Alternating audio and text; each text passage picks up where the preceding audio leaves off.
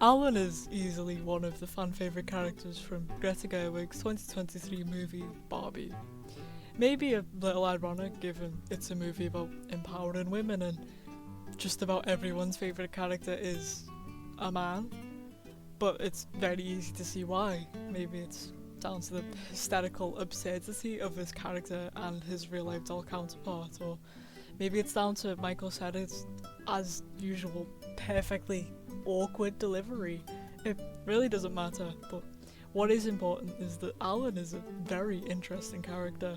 For a guy with maybe 10 lines in the film, he has a lot of layers, and that's what I want to discuss today.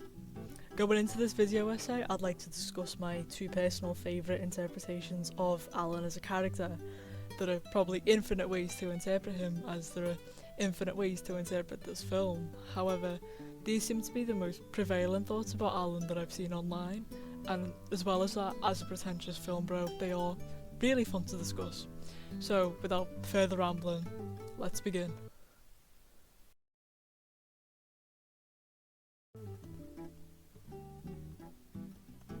Barbieland is, in the most literal sense, a world within a binary. There are Barbies and there are Kens.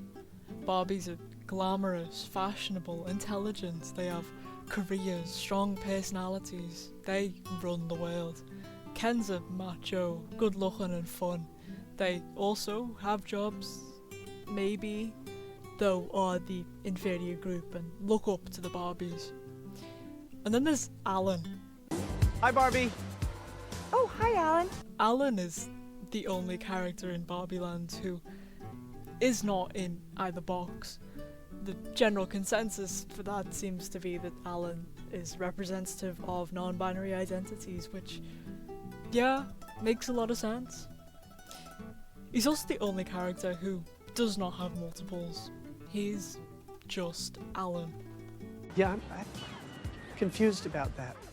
This scene particularly stood out to me. Yeah, it's a fun quip, love an interactive narrator, but it really nicely introduces to us the anomaly that is Allan. This stands out because it's the first time we see a character in Barbieland express anything other than certainty about their place in the world. The discontinued or weird dolls never seem to question why they're treated like that. They just kind of accept it and get on with it. Even Weird Barbie, the most politically aware character in this world, never really questions why she is outcasted. Is upset, sure, but then gets on with it, accepts it as fact. This is just the way things are. Allan is the only character to ever express his confusion about his status, and this right off the bat separates him even further. Not only is Allan outside of this binary, he thinks differently to the other characters too. Continuing this theme of difference through the subtleties that just make this film, Allan next appears in the first dance scene. All the Barbies are decked out in extravagant dresses and gowns, and all the Kens are wearing matching white and gold jumpsuits. Allan is wearing this. Walking that bitch get critical, dance moves hitting so hard shit crucial. Walking that bitch get critical, dance moves hitting so hard shit crucial. Aside from being the best dressed person at this event, Allan's brief appearance again serves to draw a distinction. Allan does not fit in here. He doesn't look the part with either group, his choreography doesn't match up with anyone's. Allan is alone. And this sentiment of being out of place continues when Allan attempts to flee Kenland. Sure, he's certainly not a Ken, though he's also definitely not a Barbie. So surely this patriarchal world would be benefiting him, right? At least a little bit, even if he doesn't perfectly fit the mold. Allan was always out of place. Allan was never treated very well, so why now does it become too much?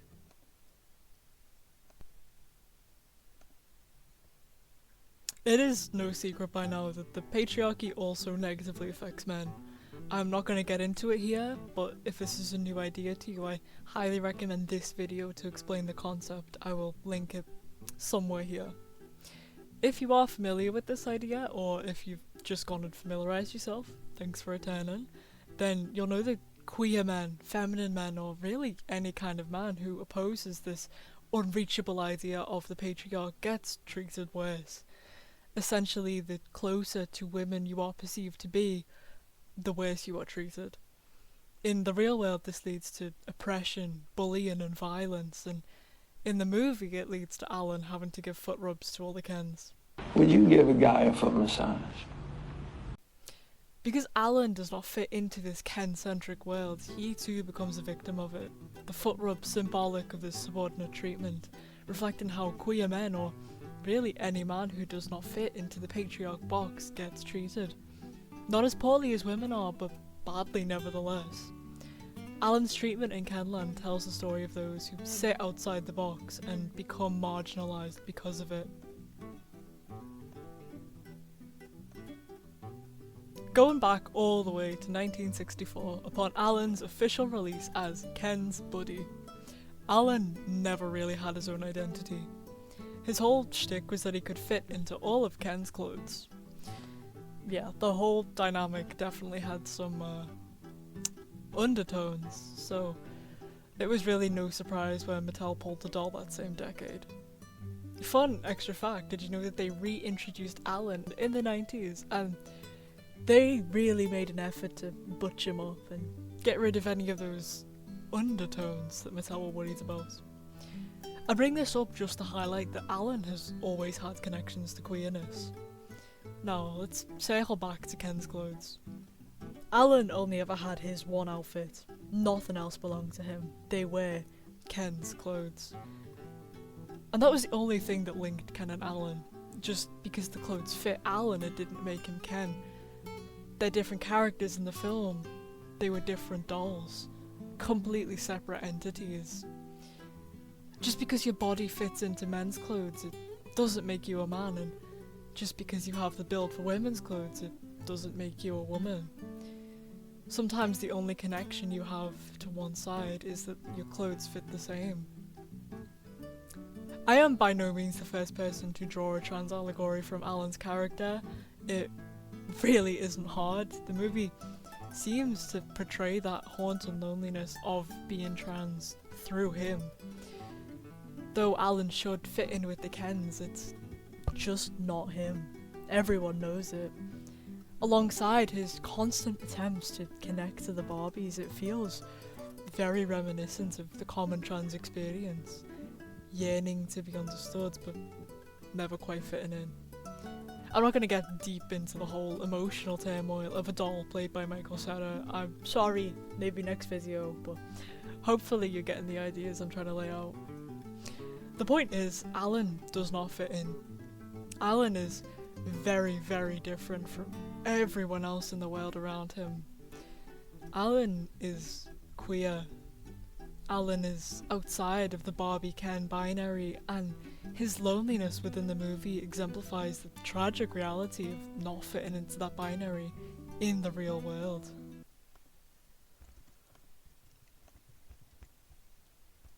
I think this is what allows Allan as a character to work alongside the Barbies in their plan to fix Barbieland.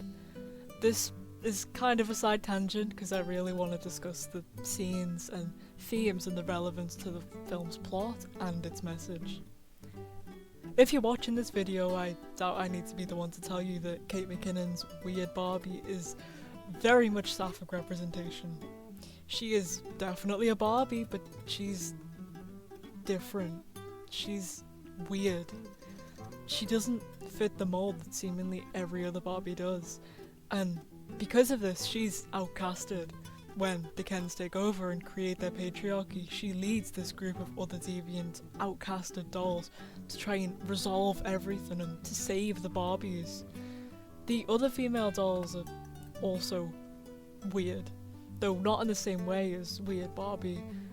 They're definitely not the normal dolls we've grown accustomed to in this film. They are free from the brainwashing the other dolls experience, perhaps because they don't have the privilege of the illusion that the patriarchy can benefit them. Take that interpretation as you will. There are also two Kens here. Earring Magic Ken was pulled from shelves because his design was gay. He even has a cock ring. Ken is a bottom. And though Sugar's daddy Ken was pulled for different reasons, he is very, very camp, which the movie definitely leans into. It is these deviants and these queer characters who work to fight the patriarchy, who assist the Barbies' plans and their revolution.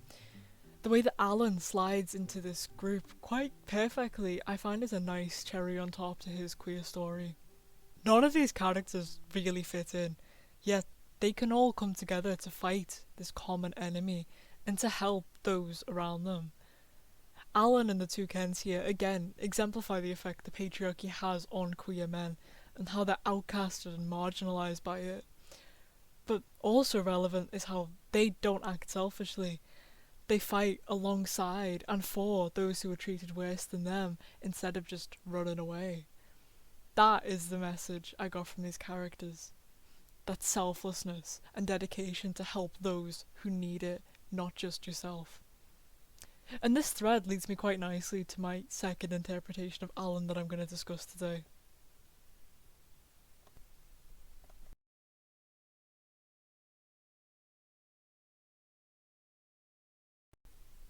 Though it is really fun to analyse the layers of this character and this world through the lens of gender binary, I find this interpretation to also be very important, both to the story and also to the real world. I also see it a lot less commonly discussed, despite what I find is its apparent importance. With the exception of Allan, every male character in the movie acts against Barbie, and women as a whole through her. Whether through objectification and sexualization, profiting from their insecurities and aspirations, or literally stealing everything they own and have worked for. The actions of men within this world completely divide the characters by gender. Again, this is with the exception of Allan and the other two queer Kens, but I'm just going to ignore them right now. Allan is always working with the Barbies. He is always on their side and is a part of all of their plans and actions. However, Allan quite literally takes the backseat. He is active in the Barbies' plot to overturn the patriarchy. He works with the women around them in order to lift them up. Yes, through escaping this patriarchy, Allan does in fact gain something for himself, that being not having to massage the Ken's feet. But it is clear that he is doing this for the Barbies, hence why he helps to abolish this system rather than just running away. Though Allan features in most significant scenes within the film, he's always lurking somewhere in the background, rarely speaking. And this is why he is so important. All too often do we see stories of female empowerment being conducted by men and therein losing its meaning. The way this character is always present yet almost invisible is a message. Men should be on board with the abolition of patriarchy. In fact, men need to be. Yes, because it helps men, but also because men should see the impact on women and want to change that. Being on board with the movement doesn't mean you need to be its ringleader. It's okay to fall into the background, to not have a speaking role, and sometimes it is that quiet support which matters the most.